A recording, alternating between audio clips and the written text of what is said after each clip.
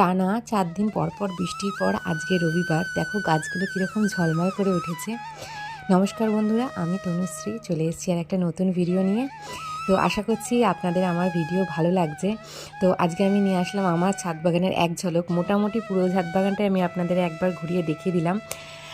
আজকে হচ্ছে গিয়ে যেহেতু পরপর অনেক দিন বৃষ্টি হচ্ছে, গাছগুলো পুরো সবুজ সবুজ হয়ে গিয়েছে। ভাবলাম এই দৃশ্যটা তোমাদের সঙ্গে শেয়ার না করে আমি কিভাবে থাকবো, তাই জন্য তোমাদেরকে শেয়ার করে দিলাম। আর দেখো আমার নয়নতারাগুলো, আমার গাছ আমার ছাদে প্রচুর পরিমাণে নয়নতারা রয়েছে। আর নয়নতারা তুমি একবার লাগাও, তোমার কোনো যত্ন করতে হবে না, আর প্রচুর প্রচুর পরিমাণে ফুল দেবে।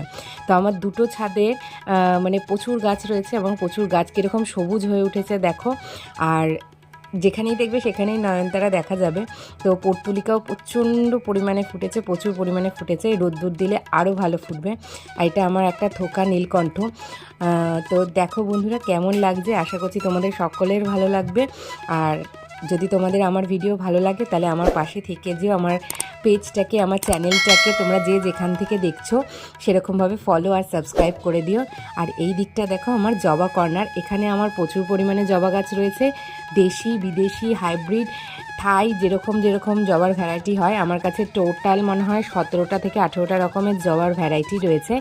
তো সেগুলো একদিনকে তোমাদের আলাদা ভিডিওতে শেয়ার করব। আর দেখো সব গাছে যখন একসঙ্গে ফুল ফোটে কী যে মনোরম দৃশ্য, কী আর তোমাদেরকে বলবো। যারা আমার মতন গাছ পাগল, বাগান করতে ভালোবাসো, গাছ লাগাতে ভালোবাসো, তাদের কাছে এটা স্বর্গের সমান, কি তাই না বন্ধুরা?